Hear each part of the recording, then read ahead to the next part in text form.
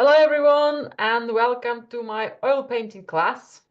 And today we're looking again at the mountains, the Valley of Glencoe, and the artist called Nicholas Roerich, um, a 19th century Russian artist who painted loads of mountains, mainly from the Himalayas and the Altai mountains. And I'm really excited to see his choices of color and how he brings drama into the painting. So this is my photograph. We've got loads of browns and purples and some exciting sub browns, kind of ochres, but I'd love to have more of the cool colors today. So I'm going to use a composition from my photograph, but get actual ideas for the colors from the artist's work. Now I picked up the gray background because it will support the blues, the cool colors really well. And it's kind of gives us that middle ground, middle darkness to get started as well. So on my palette, I have some white, alizarin crimson, magenta or rose madder, violet, ultramarine, cerulean, and some emerald green, and a little bit of black from Payne's Grey.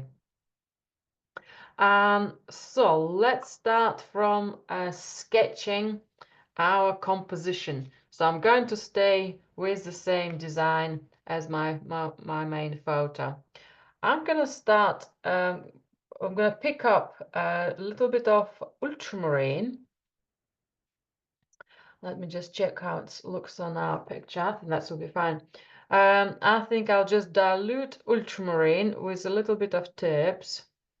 So my big pot is some turbs for cleaning my brush, washing the brush, and for sketching. And then I'll use my 3 oils later on. Right, so let's start with looking and analyzing our picture. So perhaps if I were to start from the top and look for the big V shape of the kind of gully part of the valley there, that opening through which we can see the peak of the mountain. So perhaps both, I'm just thinking of perhaps both sides, left and right, will start from the top line of the board, maybe somewhere here. Just thinking of entrance points of the shadows.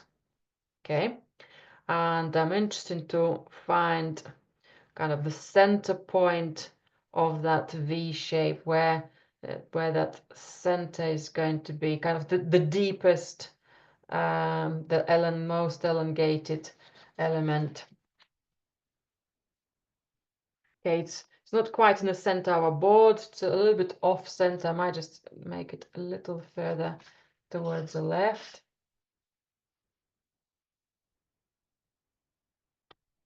Okay, and from this side, I might have a shallow entrance and then dropping that shadow down. Okay, which will lead us to that almost a Z. We can track this shadow maybe a little bit more higher. Depends which line we're using for the shadow here. Little steps or sub steps here, and that Z will go quite dramatically forward. And we have a little flat area, which I might again make not perfectly flat, but perhaps the little variation. Okay. So that drama of going up is happening here. Got a lovely shadow here as well. So first I want us to think of tone and shapes. And if we think of tone, we'll start seeing the shapes. Got something flatter here. So that's almost under our feet. Okay, we'll have little plateau of shapes and rocks, just quite flat. And then we've got that line going up, just following it through, just looking at that wonderful shape, how it zigzags up. And there will be, I'm sure there will be a stream there. Got a little bit of, just shows a little bit of the trees there, so that gully is quite deep. Okay, but we're just looking for, oh, that's probably my deepest section, and I'm just looking at left and right, approximate direction of shadows coming in there, because these shadows just tell me what happens to the terrain. Yeah, kind of continuation of those shadows gives me the lines of the mountains. Okay, right, before I go any further into the details, I might look at the peak. So this is one of the three sisters.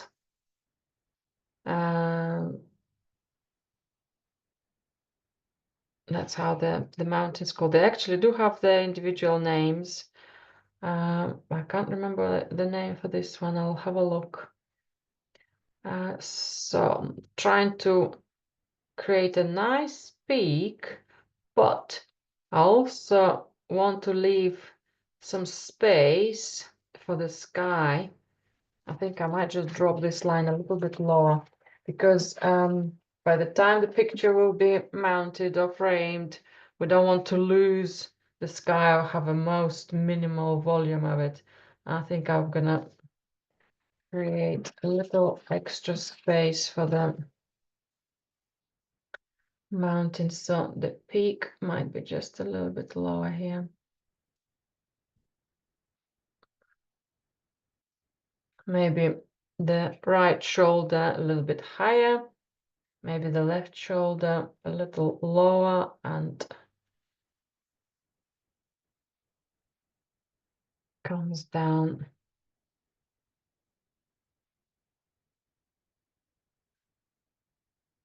Okay.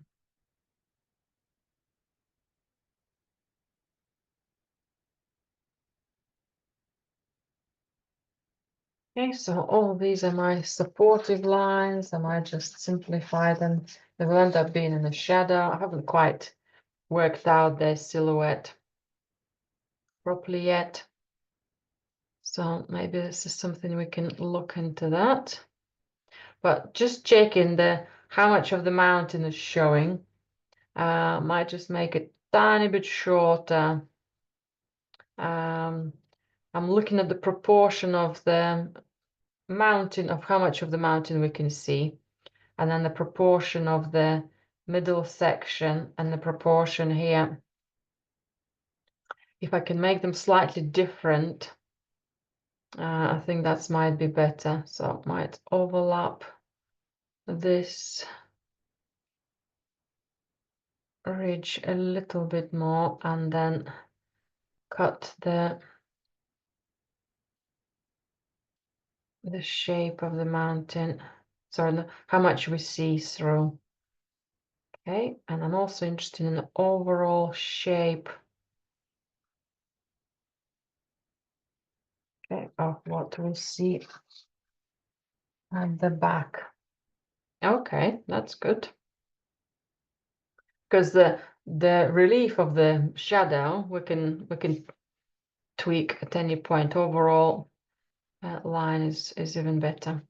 And what I'm also going to do, because this is really exciting and it will be a focal point for us, finding a little kind of how the light is changing through this gap. And the higher points of the mountain is darker. Okay, we've got a little diagonal slope to see that light. And then the slope is getting even more vertical. Not quite vertical, but get the momentum going. There, okay. Anything else? Right, let's just have a quick look at the shadow here. And then perhaps little steps of it. Okay, and we can do that more with the color. And I might plan my shadow widths here as well. Approximately thinking of that large shape. And that line is stretching towards it, and actually that's where the shadow splits. Okay.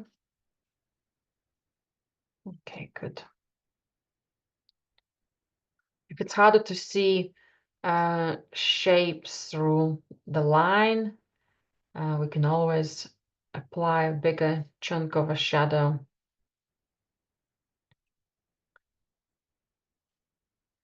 to create that shadow. Okay. And then we can have a look a little bit more at the right-hand side of the painting. Now we have almost like a big boulder sitting on top of the mountain. So it's got that direction. It's almost as a head of a monster, with its cheeks and maybe even a narrow eye here. Okay, so when I'll start painting, I need to make sure it doesn't look like a monster. But if it helps us to get some big shapes, that's good. And then I'll look for a little bit of diagonals of what happens to the rocks which protrude out.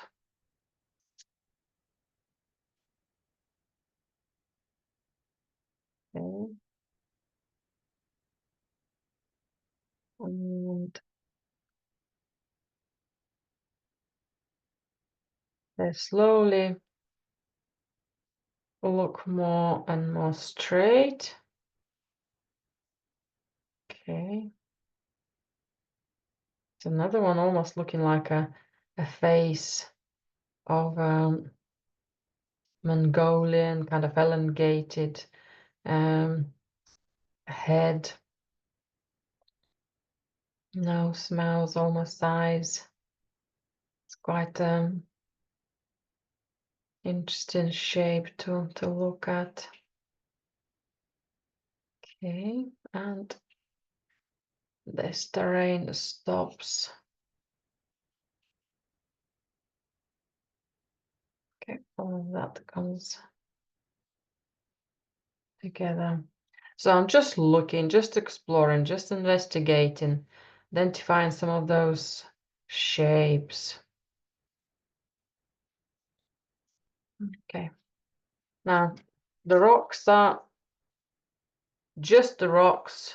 We don't have to make them too precise. I'm more interested in their color and their tone, but they don't have to be identical to the photograph. It would be nice to create our own exciting shapes. Okay.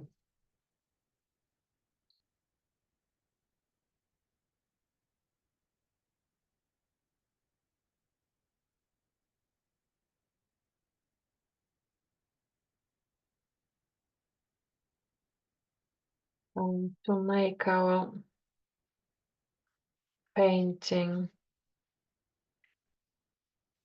straight away three-dimensional, making it work. I might just get some shadows done as well. Right, so to make some shadows, I'm going to use a larger brush, maybe a filbert brush or a flat brush, whichever you have. And I'm going to straight away go for some of the shadows.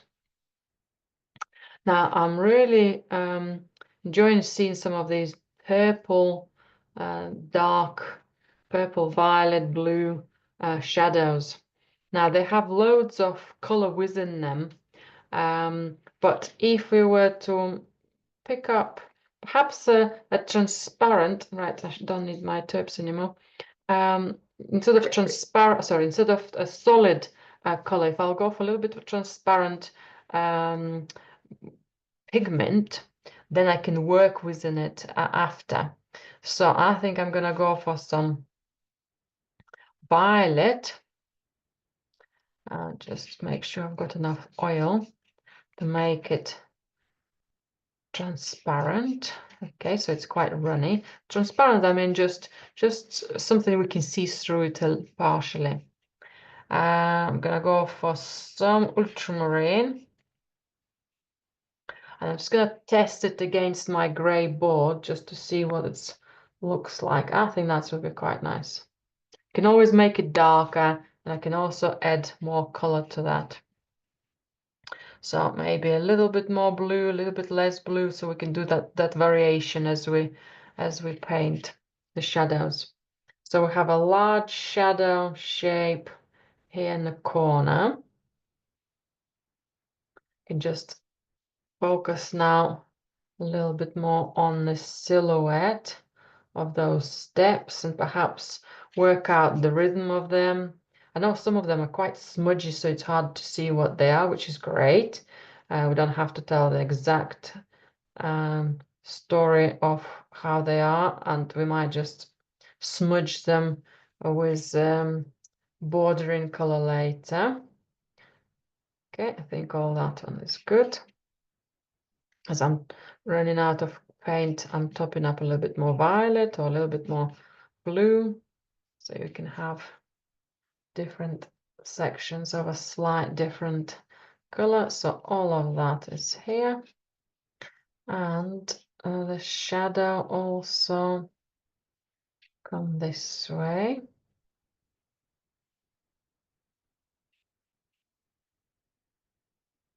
Okay, perhaps that's where I can pick it up and join here in the middle.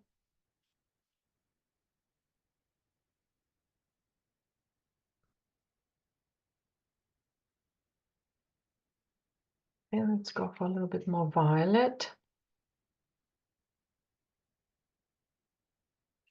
And I'm going to create more shadows on this side.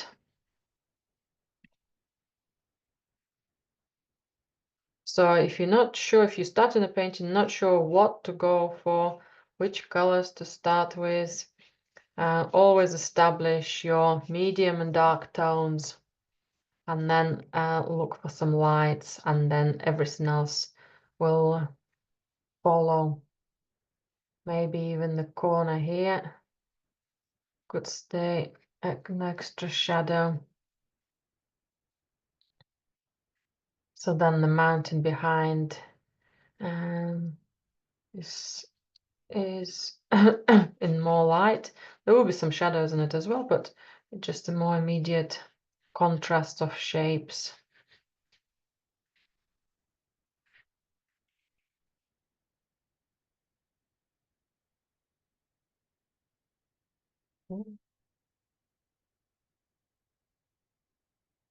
And the runniness of our oil is also good for next steps of painting. I'm gonna go more again into the violet, perhaps. If we would have been painting now on a white background, then the colors would be too bold and too strong. The gray neutralizes the boldness and makes the colors quite sophisticated, quite exciting. So come here. So if you haven't quite drawn it, draw it with shapes now.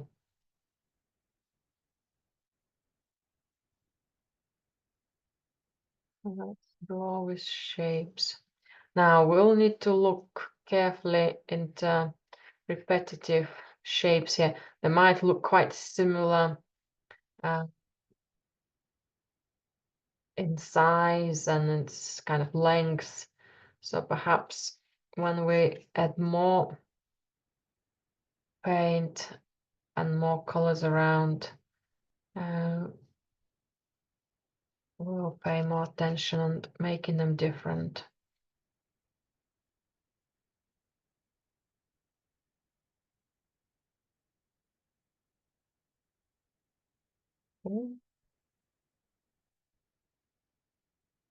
Something here.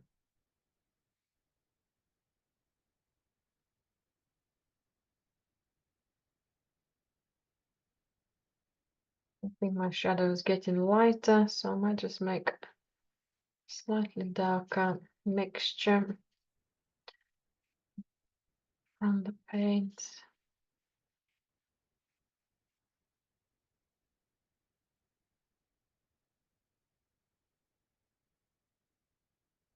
Okay. So it's mainly the right hand side, which has a lot of shadows. But then we have our path. That's river, stream first before it becomes a river. Let's get that shape there, and it's there is a little kind of high surface, quite a round shape. I can see it because there is another shadow behind it, just offset that space.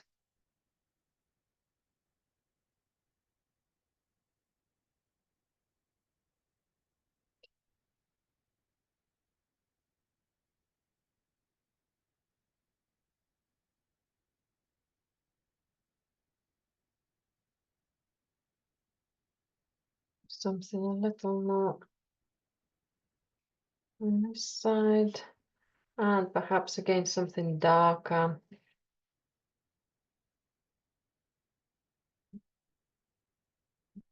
More pigment for violet and ultramarine. And I'm going to create some darker shadow right under our feet.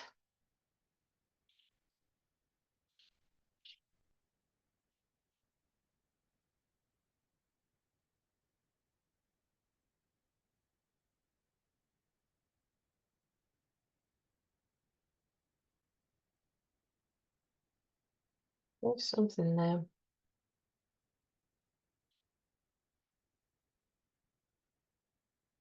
And we've got that inviting entrance to the painting as it goes up. Okay, or maybe it goes up and up and up and follows the shadow. Okay, and then stays on our mountain now. Okay, that's quite exciting. Just checking any other shapes need to come in here.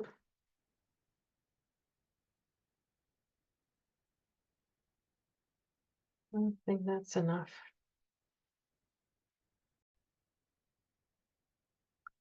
Right, so now let's think about the colors. So the shadows we've done, I'm going to turn them into those browns, violets, purples shadows. The rest of the colors I'd like to keep using blues and cool colors. Maybe a little hints of pink within the white. So let's just plan the location of colors. I really like the very dark sky on this painting, which kind of gives me that very similar shapes here. But I think because our sky is our main light, I think I better go for cerulean blue or cobalt blue with extra white. So you've got that turquoise hint of color in there. And then I'd love to see more turquoise in some of the highlights of the ground, as if it was in the snow, or if you're just looking at some of these shadows, you've kind of got a feel of turquoise colors there. And then for the mountain, the key mountain, I'm going to go for something similar here, mainly using ultramarine and white, and maybe some of the hints of pinks. And then the lower, so we'll just have that a little tiny bit of pink, but mainly ultramarine. And then for these areas, I think if I'll stay with darker tones of ultramarine at the top, and then the lower levels here have some more turquoise, so that's where my emerald green comes in. I think we'll have the sky and the extra turquoise kind of balancing each other out. Now, good plan to do a little color sketch as well, but to save time, I just kind of explained it verbally. So I'm going to continue with my large brush, and now I'm going to start adding some white. So let's start with loading the brush with some white. So if you still have a little bit of violet on your brush, just wipe it and it will get partially kind of washed, cleaned when you start adding the white. And that's right, I wanted to have cerulean, that's one. Cerulean. Yeah, that's my turquoise. I'll leave it a little bit on the side here. And I want a cerulean and white.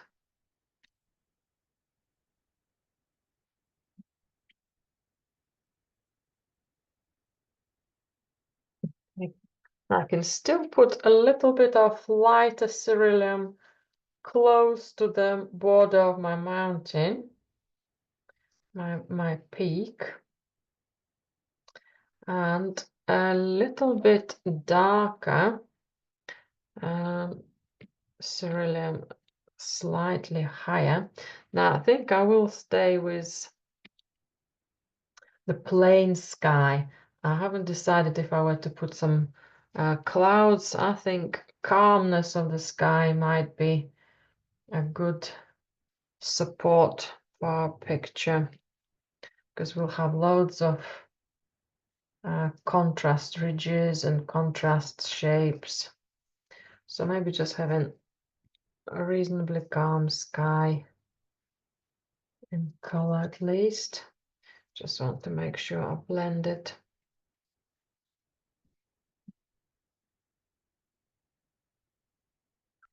A little more. Don't have to have a perfect blend, but just some of that change. Okay.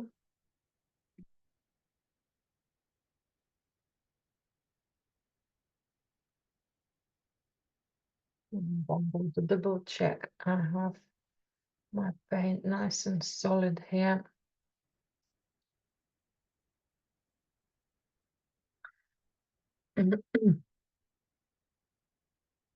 So if I'm smudging the borders where my shadows are going to be, I just want to introduce a little more lighter color. So by the time I brush it, it gives a slightly lighter feel.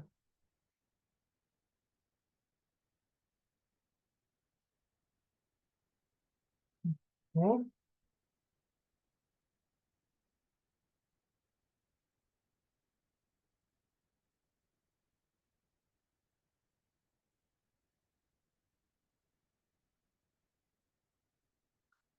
And to give myself a reference point of the sky color and the sky's darkness, I just put a couple of strokes on the lower areas.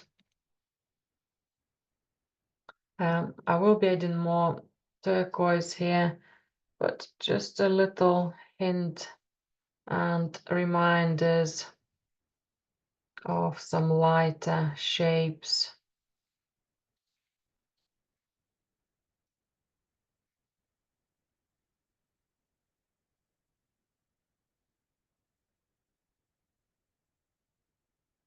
Might be just little glows of color.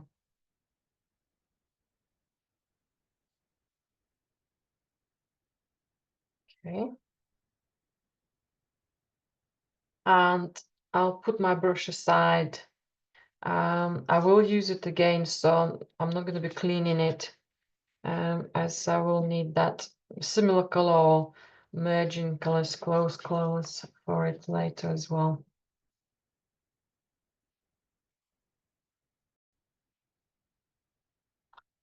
Right, next step.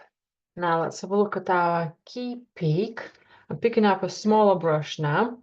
And I want to start with some ultramarine. Now, if I were to look on the photo, we've got a dark silhouette of the mountain. There is some light, but there's reasonable darkness there. But I quite like this peak. It's very, very dark, but I like the kind of how some of the snow we can see on the ridges, which reminds me of what we see here. But also it's just offsets again the sky and the darkness. But I'm going to pick up quite a lot of white in it as well. So I'm going to start with a darker ultramarine, so a little bit of white. So my ultramarine is not going to be transparent. And this time my colors are going to be much more solid and less runny. Actually, there shouldn't be much runniness at all. I'm going to pick up some chunks of paint. Okay. So probably one of the darkest ultramarine colors I've got here. So I'll paint the top, the tip here. I'll start with a little bit of lines. Perhaps find more exciting silhouette. It's a nice shadow.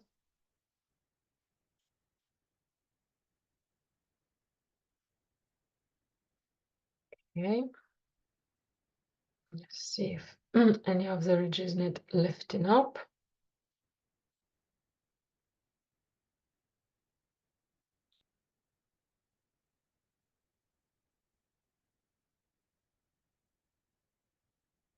Or I just run out of paint, but it's quite light now.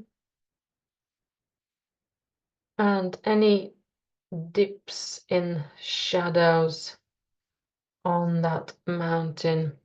There's a little shape somewhere halfway through, perhaps, and perhaps a little bit of extra shadows will be coming in this corner. My colors look quite light. Let's pick up some stronger pigment. And if needed, I might use some Payne's Grey. For now, I'll just keep it as it is.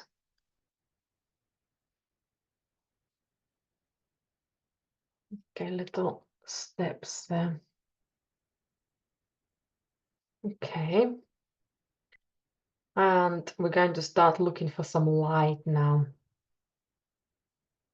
So let's pick up some fresh white. And I'm just going to use, I haven't cleaned my brush, so I'm going to see how much blue will come out on my white. Okay, and perhaps test it. Okay, that's fine. So it's just off-white. It's not quite fresh. So I might just plunge few shapes here first.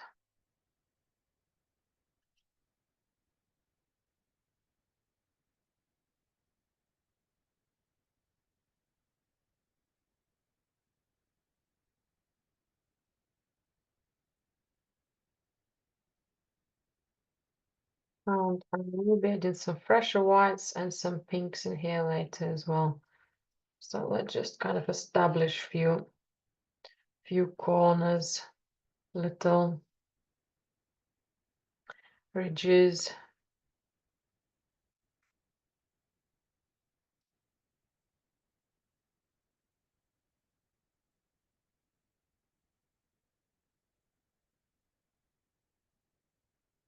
And let's put a stronger white. I think I'll go for fresh white first and then add a little more pink. So fresh white. Let's see if we can have. Now for ideas, what I'm doing with the white, I'm looking at some of these corners, how some of the flat shapes border the medium darkness, how they go around the strong blues, the strong silhouettes.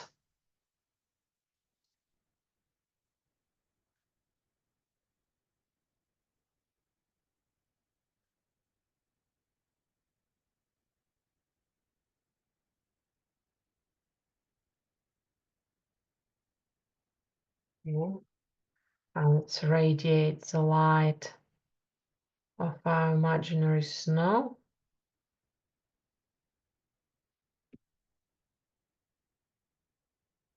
But I'm just looking at the terrain of the browns, just turning it into a different color group.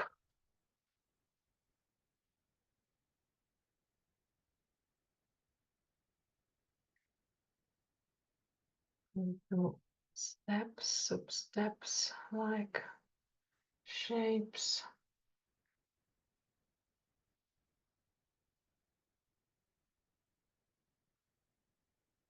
Almost cubist-like strokes, very much simplified. Okay, I just need to be careful they're not too repetitive and remind us of the shapes already put.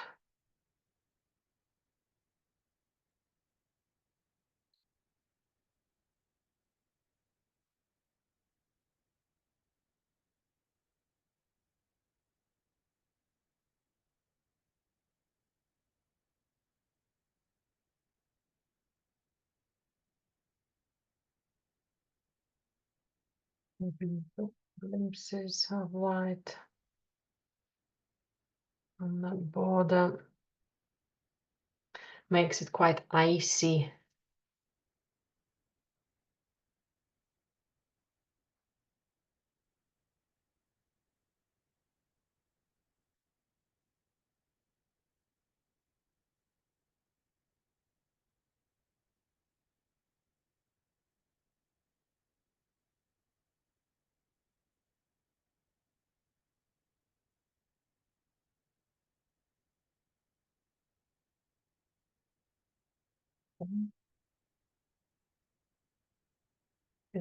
Look at the image and maybe compare the lengths of some of my lines and add some variations.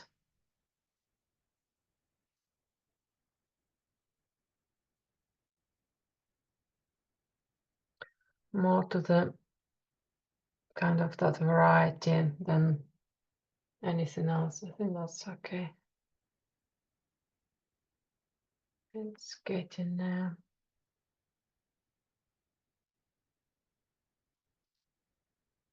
Maybe little glimpses of paler color, and then we can touch up a little bit of pinks.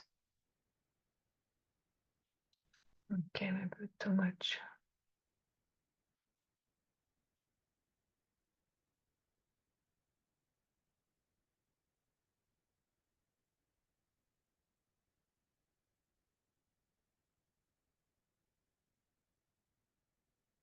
Okay.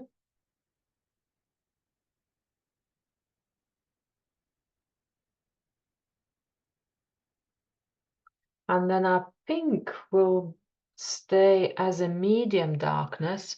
So again, I'm not going to wash my brush, just going to pick up tiny bit of rose madder or magenta, whichever you have,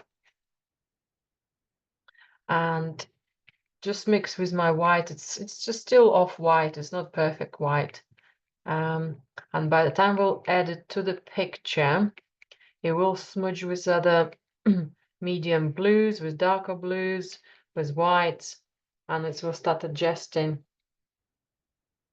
I'm just going to place a dot to see. Okay, that's quite pink, meaning quite pale as well. Maybe I'll have a little bit of blue. I do want it to be more of a medium darkness than pale. So let's keep it dominating as pink, but a little bit of ultramarine will make it slightly darker. Okay, and let's see. So I'm gonna come back to some of the medium darknesses, kind of the strokes which already have medium darknesses. I'm going to just add to them, so almost like paint over some of them.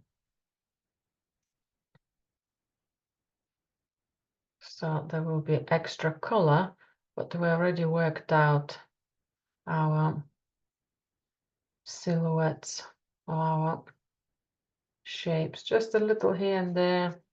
So it just supports the colors. My strokes are too similar.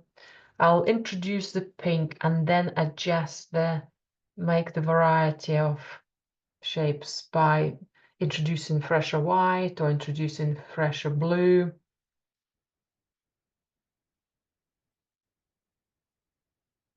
Okay, it's going to be quite nice.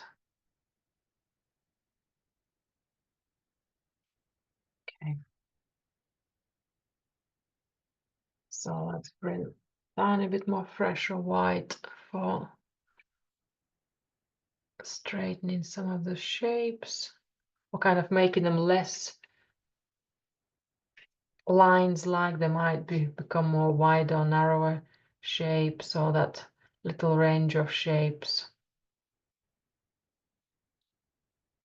And also I wanted a little extra darkness to tidy anything else you might want to improve.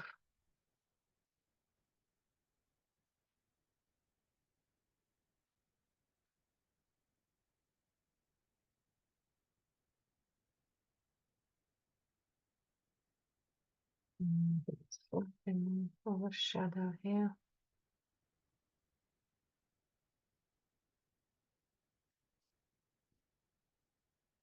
If it becomes patchy, just go over the same shape and kind of maybe change the direction of your strokes, and it will even it up, will become much more, there will be much more unity.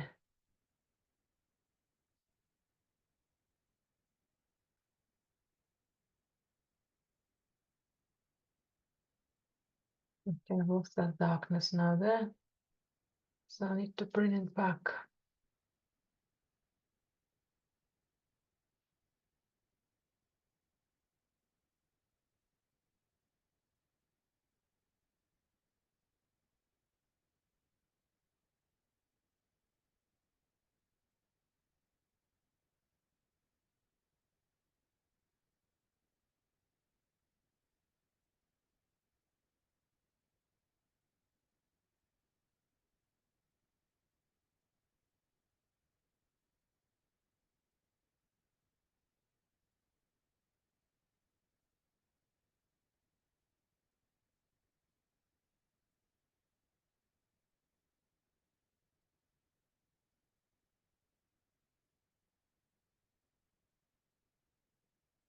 Now we're spending quite a bit of time there, but this is our important part.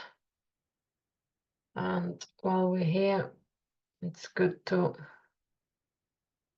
work on it.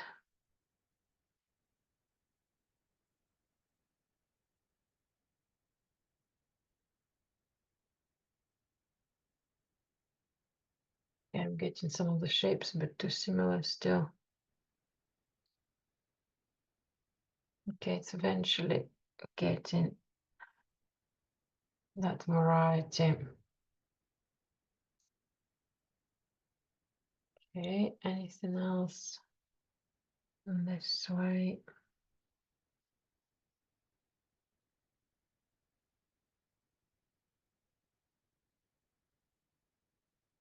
Smudges of the white.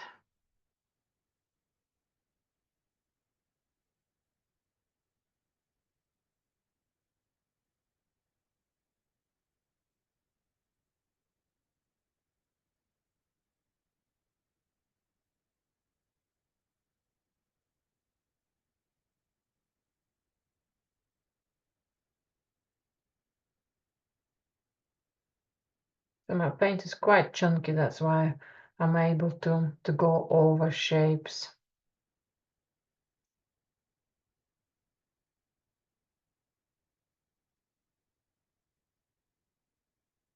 Sometimes it feels you're working with a palette knife because you've got so much paint. So all we're doing is kind of flattening those shapes. Bit of blending is good, but I think the colors will blend naturally there. But to have a little sharpness to the shapes is good as well. The more paint, the more and as shapes changing.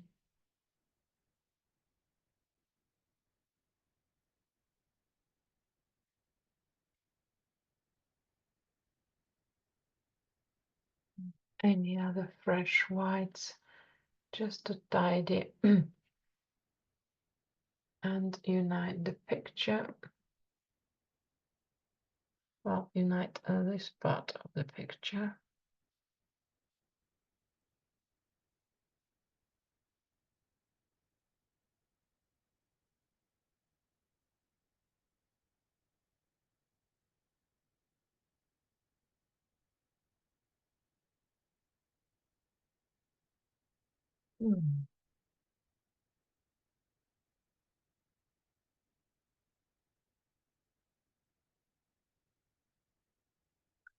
It's not seen, it's all gone into silly shapes.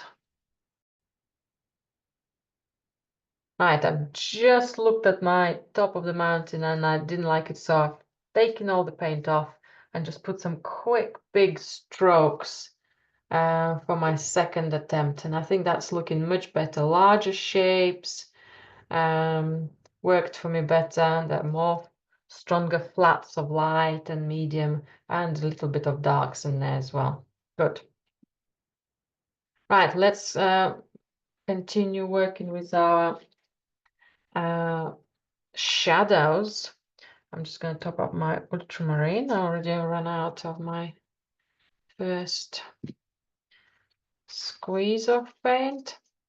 I'm going to continue. I'm going to pick up a medium brush now. Just want a little bit of bigger surface.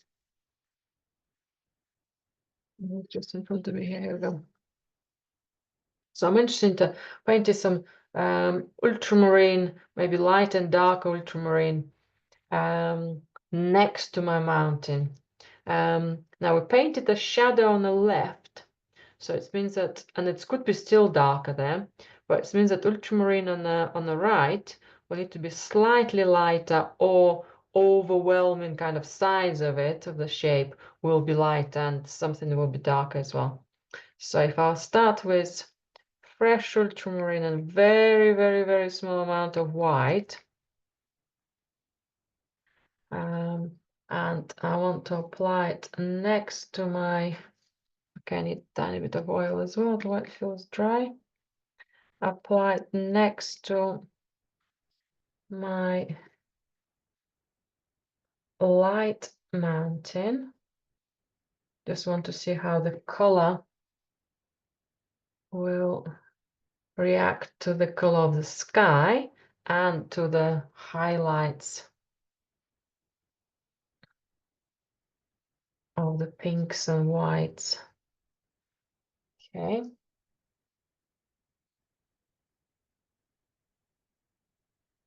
And let's now start adding a bit more white, but probably to the medium darkness.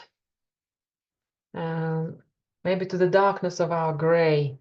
So if I'm putting a white, kind of lighter stroke, it looks a bit lighter than my background gray. So it means that I need to get a slightly stronger blue in the paint mixture. Okay, that's a bit better.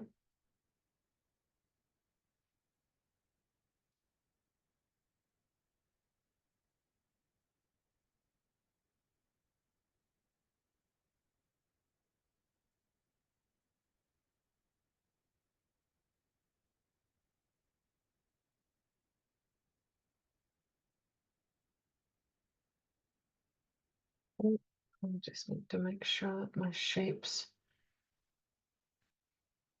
don't look like bunny's ears. Okay, so moment they do. So maybe that shape will have to be flattened. Okay, maybe a little bit more light. And to see the... So I'm looking again at my photograph where I've got loads of browns, but I'm looking for what's light, what's dark.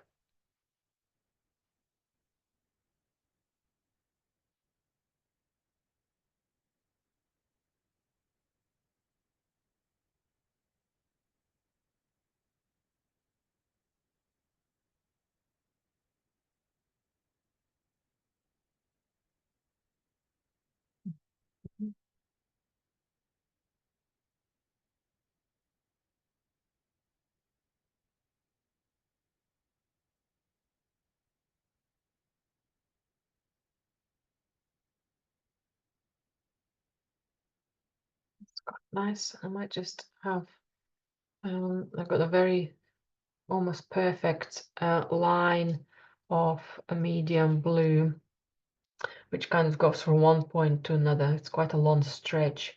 So I think I'm going to merge it or blend it or kind of lose it a little.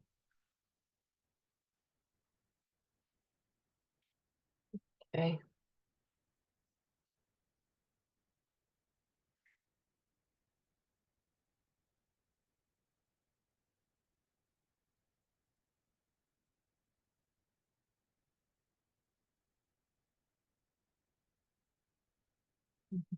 Slopey edges.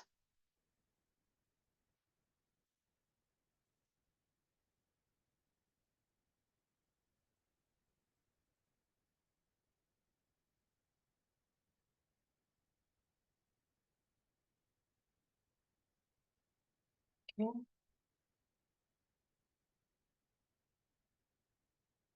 This is quite nice. Again, it's a very soft diluted paint. Suddenly some stronger, thicker paint. It just comes in beautifully over the wet, kind of damp surface. That's quite exciting. Gives a different quality to the paint.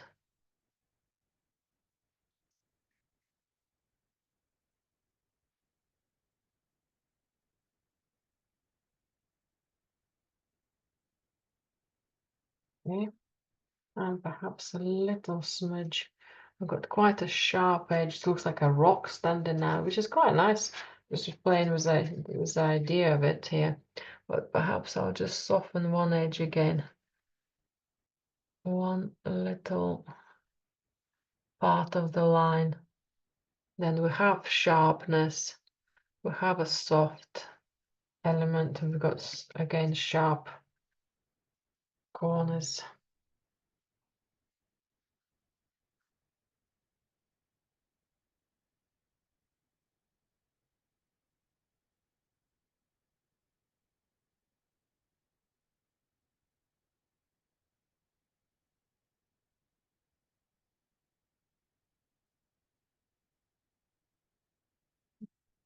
And a slightly darker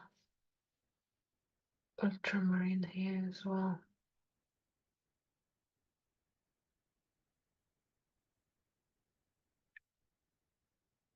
Or we have similar shapes, like a line of light and a line of a shadow. Can I gently change that? Okay.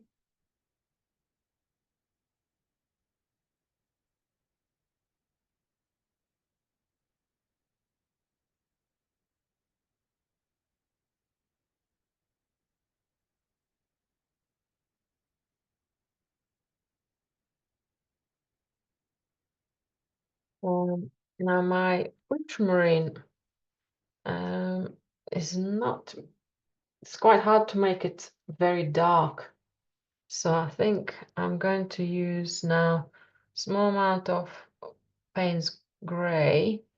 It is a very powerful black, so perhaps a small amount first to know how black then the color becomes.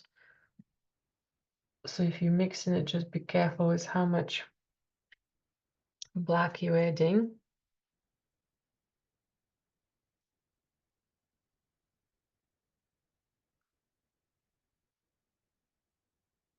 Okay, just want to have a little more of a border here.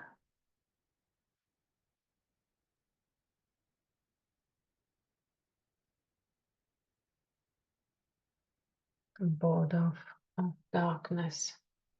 That's good.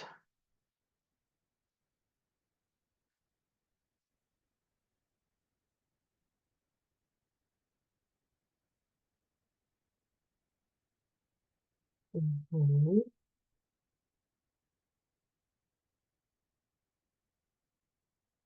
There is some light, but not too distinctive light.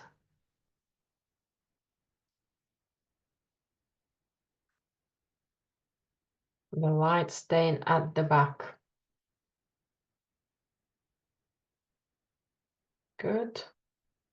Right, and let's have a look maybe at reinforcing the shadows. So while we're working on this uh, valley view, kind of the gap, let's see if we can bring a little bit more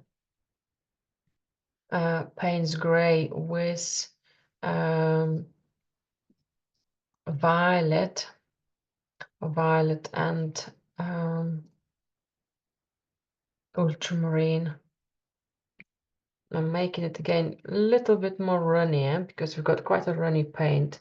So if we were to smudge it with a runny paint, that will be quite good. So kind of something in between, not too runny, but not as thick as we were just painting before.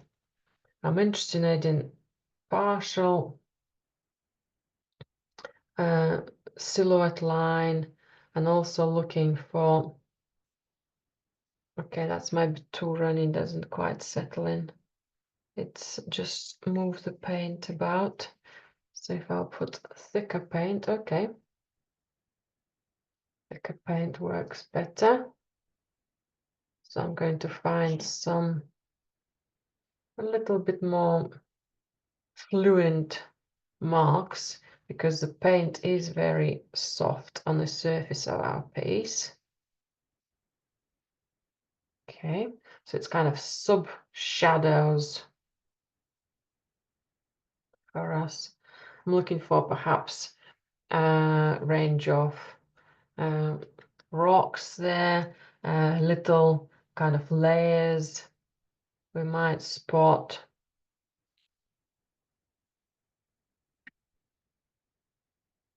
Can also put tiny bit of light later.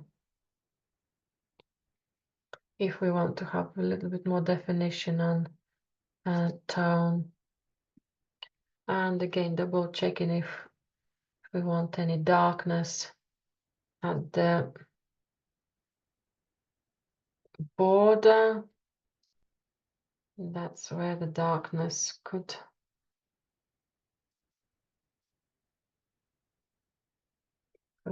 bring our picture stronger, make our picture a bit stronger. Okay.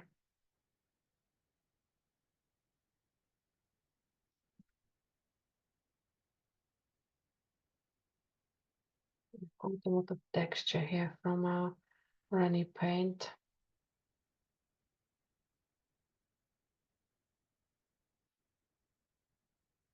Which is good. I'm enjoying that. Okay, any other darker tones, extra darker tones with our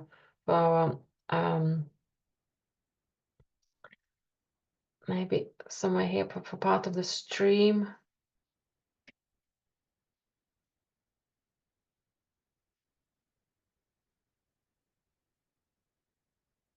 Yeah, the paint is highly reflective. We've got texture, so apologies if you're struggling to see what I'm doing. I'm trying to just to find a bit more of a shadow connecting to my top shadow and then following the stream. Perhaps a little bit veering off on the left, just almost like folds and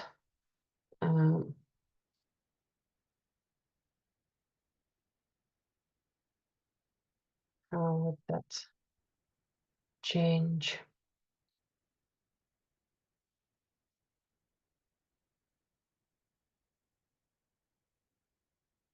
Okay, that's nice and intensive. And anything else, small amounts, but anything else right at the front, right at the bottom of our picture. Again, just to deepen the shadows, maybe using some mainly vertical or partially vertical strokes to show the rock formation goes that way. Yeah, kind of a depth of that opening.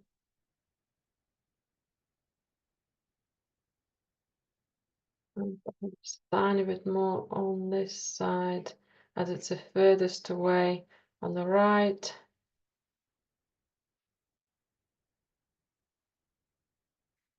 Might have some extra shadows and depths within those shadows.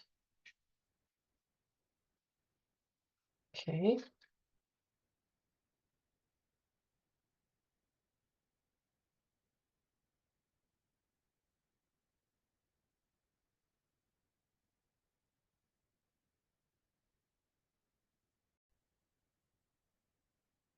Right, what I'll do next, I just wipe my brush. So I've got the chunks of darker paint off. I'm going to have a small amount of oil, so the paint becomes much more softer. Doesn't have to be runny, but softer. I'm picking up some pink. What I already had on the palette might be a good start. And then I'm going to add some more alizarin crimson. I need a little bit of white with it.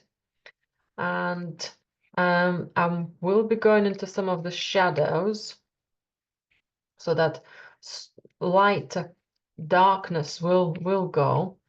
So I'm just mixing it really well. So my brush will release all the extra white paint or extra blue or extra any of the violets. At the same time, it mixes the paint really well. So what I'm going to do next, I'm looking at some of the rocks here at the front, and I've got that lovely hint of warmth.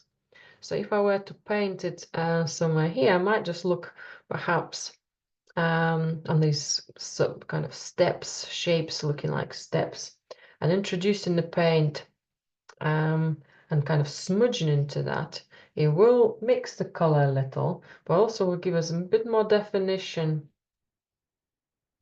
on maybe tops of the rocks, maybe a little texture of flatter surface. And you can top up your red, or you can kind of work with a little more mixed version of it. So maybe there's another level of some sort. Okay, if it's too much, we can always smudge it back, and it will just bring it back to the darkness. Okay. Okay, these are a little bit too similar, so maybe that could be shortened. So just play with that kind of paint coming over your shadows. Maybe we'll see a little light because it connects to this big group of lights here. And we don't have to put loads, just some hints of it. I think I might put more of that red somewhere here as well. Maybe even a little bolder red. We'll see how that color get smudged with the blues later. Right, any other pinks we want to put here? Quite like this edge, this corner, so maybe I'll leave it out, but somewhere here, perhaps we'll make it a little extra three-dimensional, brings a little more playfulness to the color. Just really nice quality. Just experiencing the paint and the softness of it.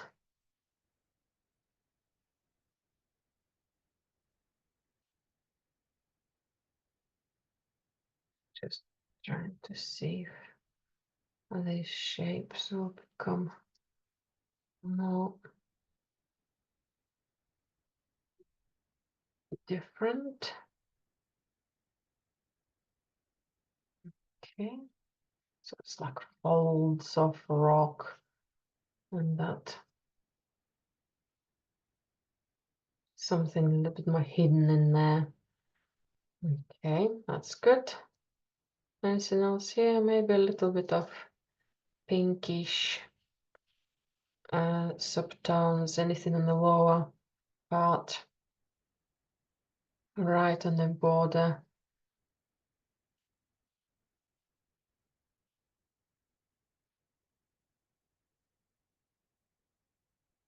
Okay, that might be enough. Anything else here? Again, ready to merge with other colors. Okay.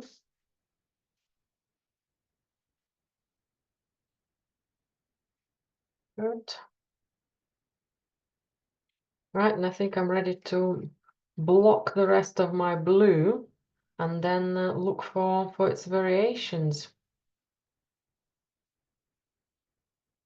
Variations of shapes. Actually, before I start blocking it, maybe I'll look for my highlights of emerald green and extra lights as well. Okay. So if I'll come back to my larger brush and have a small amount of emerald green. Okay, just a pure emerald green. You can mix it with a little bit of cerulean, but I think it will mix on the painting itself. Might have a little bit more white.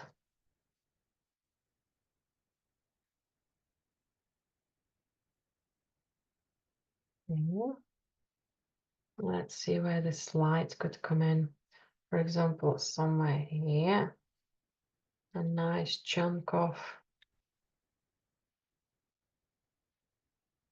emerald green, how this surface almost opens up to the light.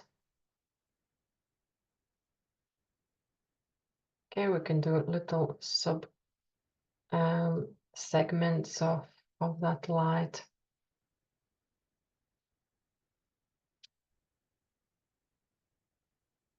It was quite pattern and stylized painting. That's what I love in the Rerich's work, kind of your own pattern, and at the same time it is led from the landscape.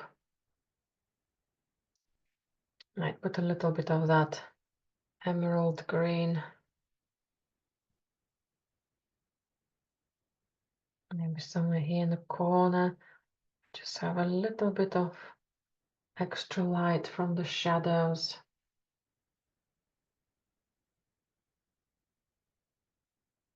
Good.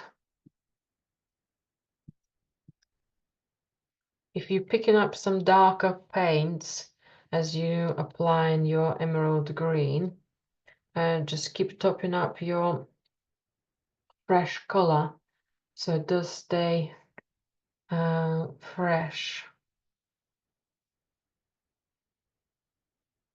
Maybe little elements of light here. Where I have the pink for now, I'm going to leave these areas out because green and pink will not mix nice.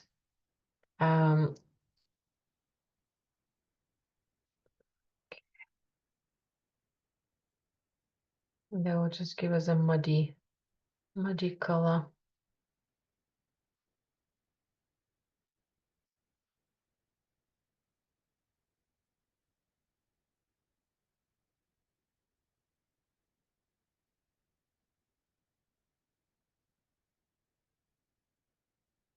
Then yeah, that light somewhere here.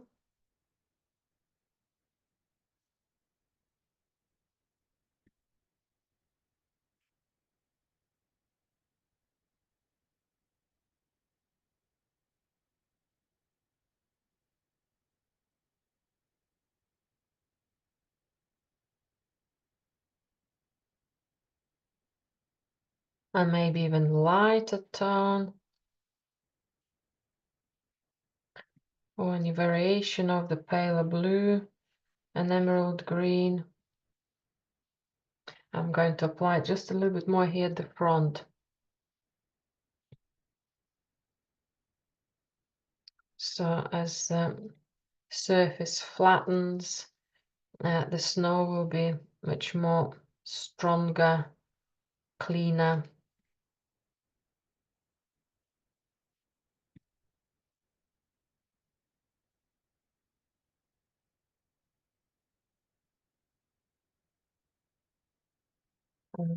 Arranging the strokes, kind of doing some larger marks, larger shapes,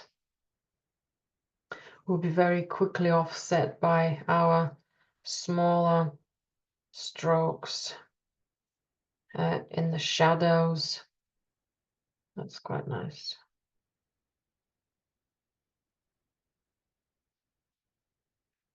I'll go for a bit more cerulean, so the colors adjusting any of the darker lines we had before.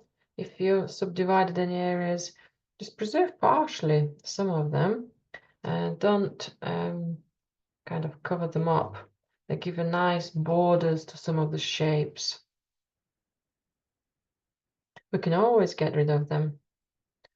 Perhaps use them as little dividers. It's like, why is that line is there? Is it a change of the form? Maybe that line disappears and then it reappears. Yeah, just following that ridge at the same time.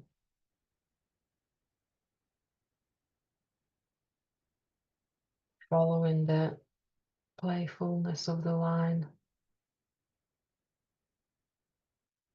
Okay, maybe that's cerulean. Well, we're in the lower part of the painting, I'll use a bit more cerulean.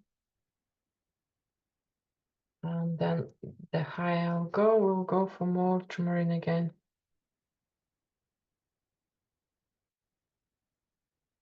It is a little too similar. Here we go, a bit more different.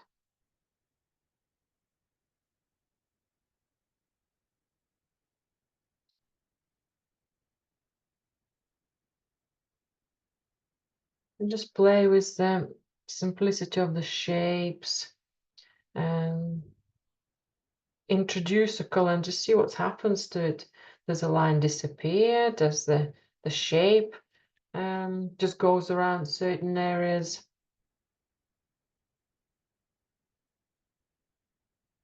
The gray is really complementing the colors here.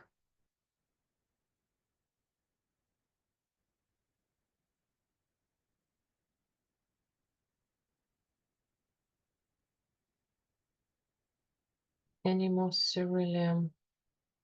I think I'm ready for ultramarine now. Maybe just a little bit more of cerulean on top of the exposed light.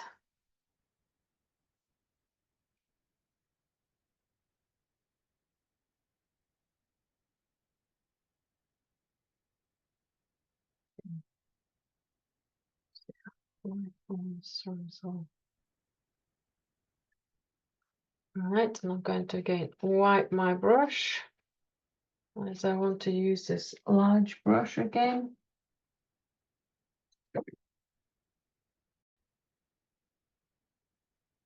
Right, and now I'm gonna go for my ultramarine. Something in darkness between medium and dark. Maybe quite a lot of that type of darkness, yeah, but also anything like that as well. So I'm going to fill in my empty areas, what I have not covered yet. So for example, the shadows, the light of the, well, the whole mountain is in a shadow, but this is the lightest part of it, okay? So perhaps that's good to come in here.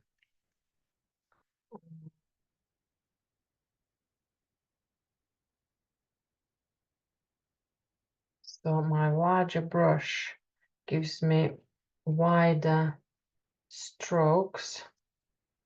And also don't be scared of expanding that light or kind of connecting it to the area around it. So for example, I might bring that light a little further in and how it connects to the slope. Okay, so that's becomes a little more part of it.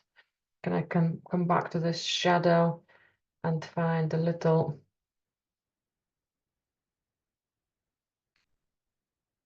something to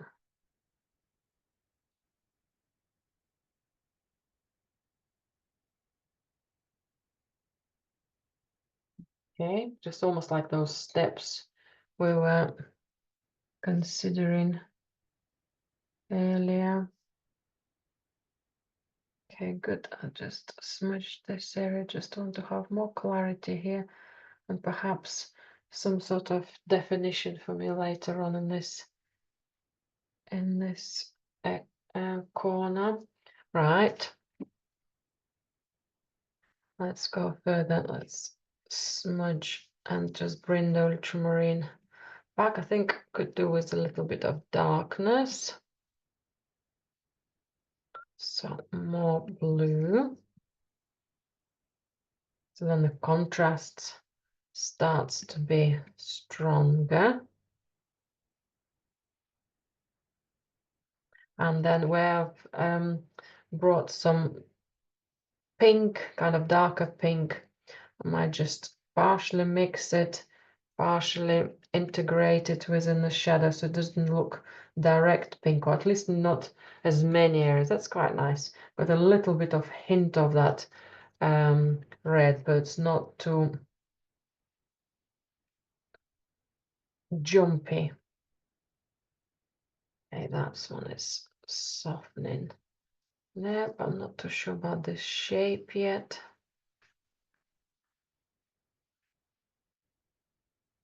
Okay, looks quite a snowy ledge. Maybe that light will go.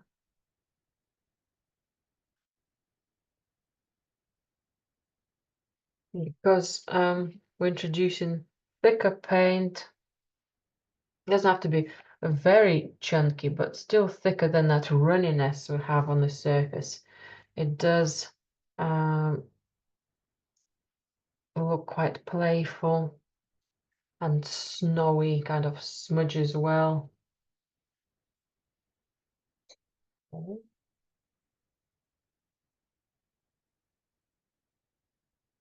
Anything lighter next to the stream. We've got a shadow, but to keep the understanding what's happens there. Got that a little bit of that clarity by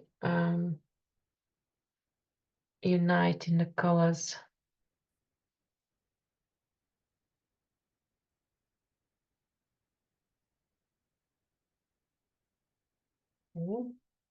Nice depths here. Got that continuous line. Can I just gently break it?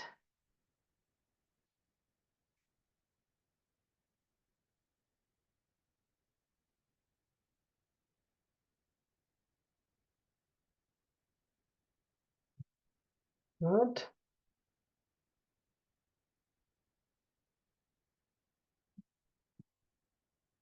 Right, any more of this blue coming over.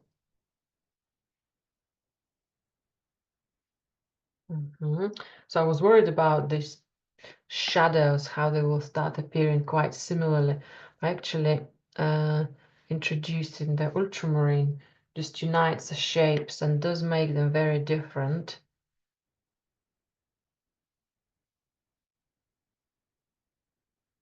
And some more blue.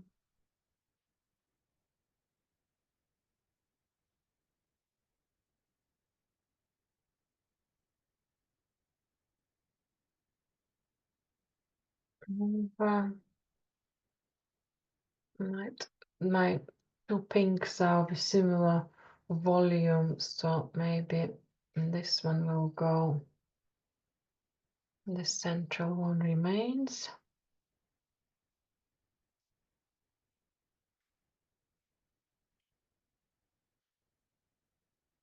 Just painting around the shapes and smudges of how the shapes come together give me a lovely connections. Right, there's a bit to tails like shapes. Can I again unite anything here a bit more?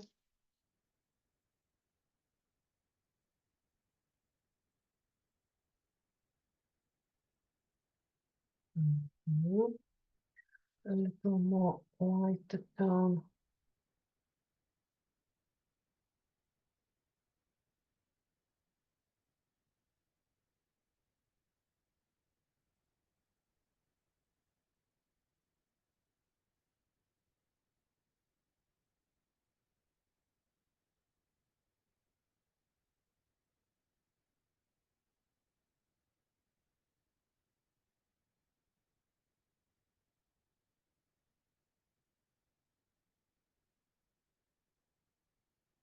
Checking any other colors.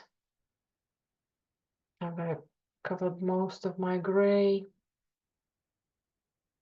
Yeah, that's good. That's good. That's good.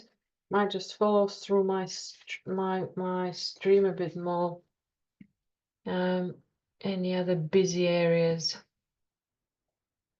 That looks quite busy. Maybe I'll simplify it.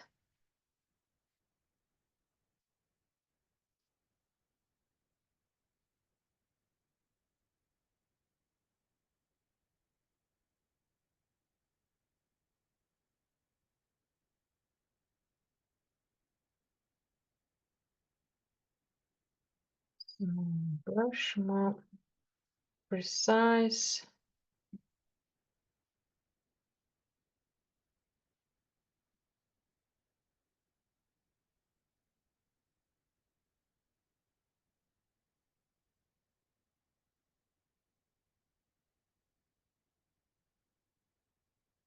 Yeah, unite all these shapes into one. And I think I need a little extra darkness help from the darkness. That's better, just not breaking it too much. Otherwise, attention goes to all these textures rather than the mountain or the stream. And I'll work a little bit more in the silhouette of my stream, maybe gently turning it. I'm using a little bit of violet and Payne's grey, and perhaps even the colors on the painting, just to help kind of dragging the paint across.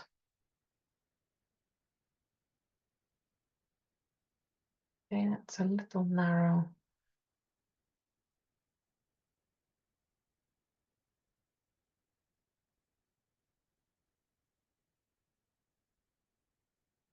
Too much sub-reflections.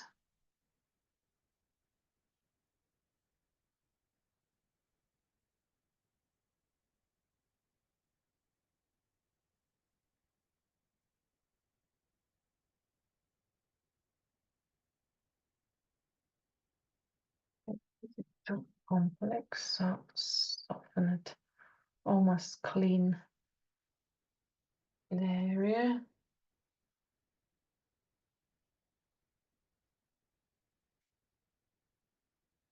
And another attempt on a shadow here.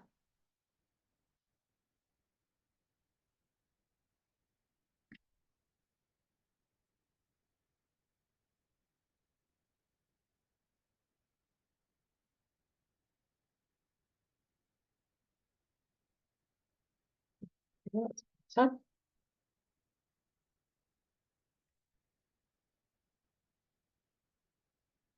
that one could have a little light all the way.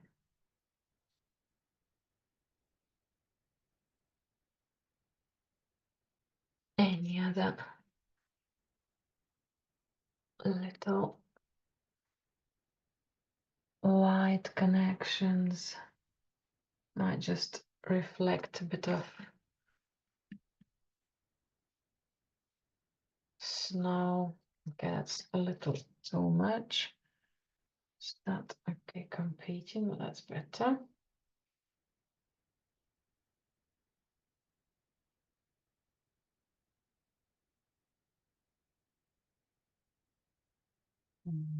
And anything else in support of waterfall?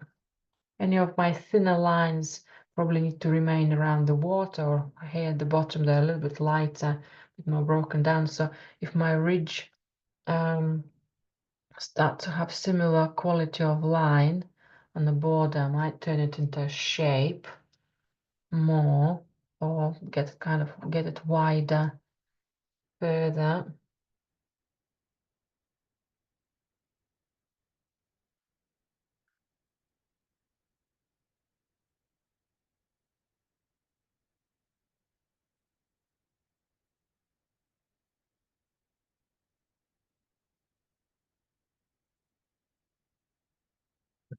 That one will stay as a shape as well.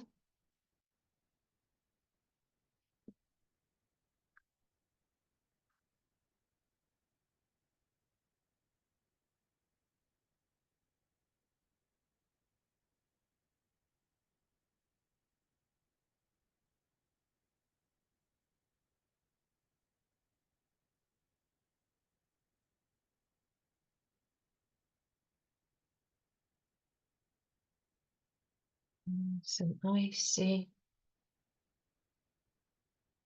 Okay, that's very nice as well. Subtone. Maybe a little bit of light where that waterfall coming through. Not quite a waterfall, sorry, stream.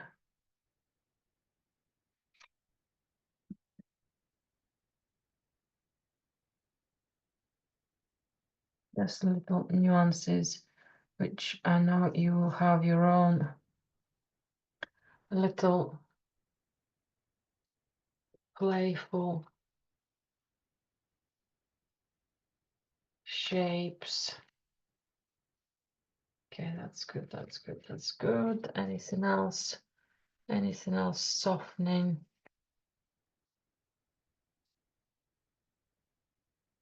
The shapes.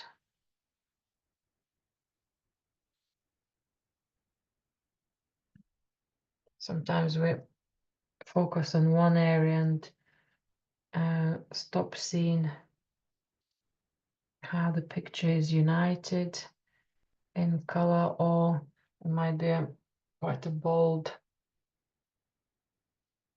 strong shape which takes attention away. I need a little more light somewhere here. Okay, that's light.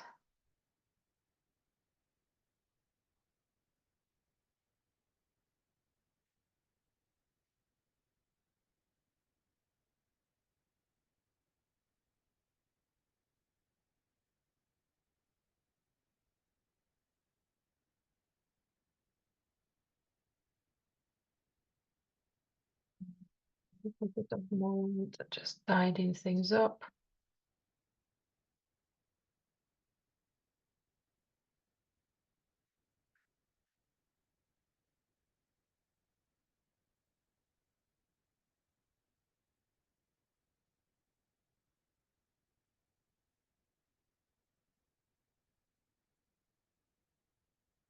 Little smudge at the bottom, just of a tiny bit of a light color, will give us that again drop down below. Very similar, so it's trying a little bit narrower. Okay. Any other highlights for me? I'm going to risk doing a little highlight on the top, so it might just bring back kind of attention to my lit up mountain.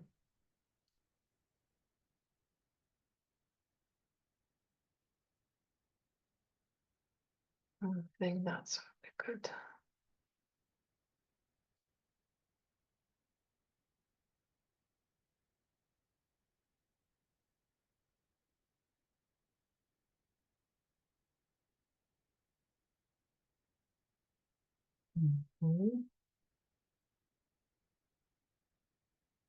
Maybe a little softer here.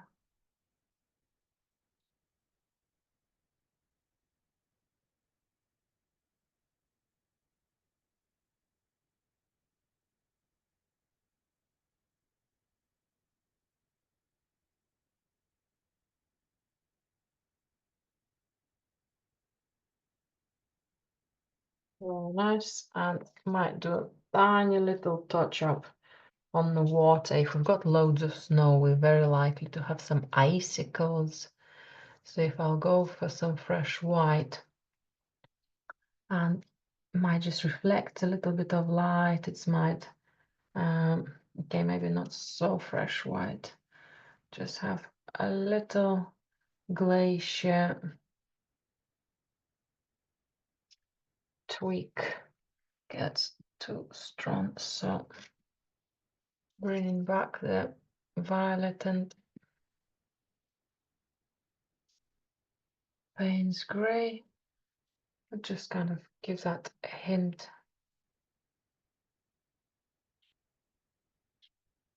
of light. That's a bit better. So it's not totally solid dark.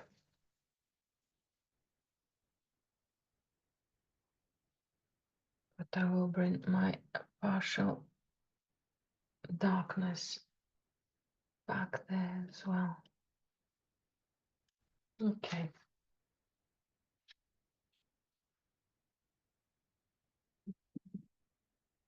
Yeah, maybe just even scratching into the gray might be enough of that light. So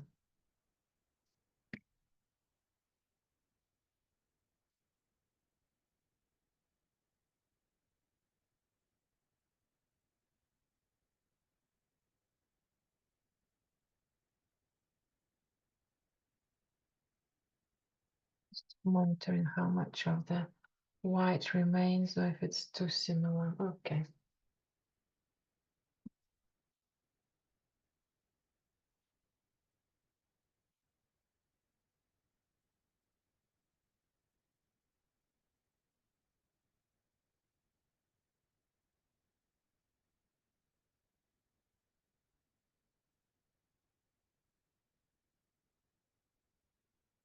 Lifting it by accident because the paint is wet. So as I apply something and it lifts. Okay, that's better. Just shows something in there, but not too involved. Good.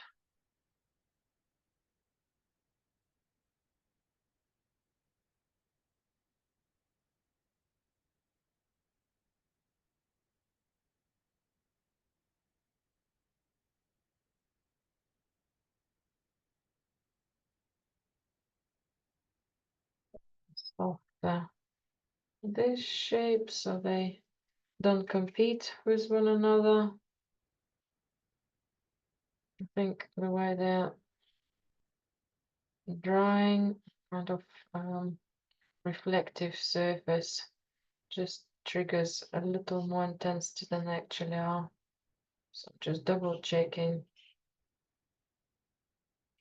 that. And I realize this one is not even painted, but if I can have a similar color, I'll just cover my part of my drawing here. And I'm happy to stop. Anything on my lit up mountain here. I just put a tiny bit of fresher white if it will allow me to show a bit more white. No, I think it's okay. And if you wanted to have a little ridge of light further down, that's what I was cleaning it for. I think that's okay. That's good as well.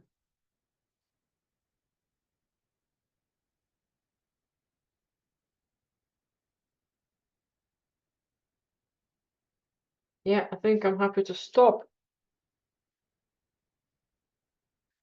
So then I'm not overworking. I'm happy with my shadows. I'm really excited to see the peeping through light. The light still staying. We've got quite a lot of light here, but that light still staying the main one. We've got a lovely softness of the shapes now. Just looking at this one now. Can I do another softer stroke to unite these shapes? Maybe it just takes a little bit out. Tiny bit softer. So that shape is there, but it's not too jumpy. That's better as well.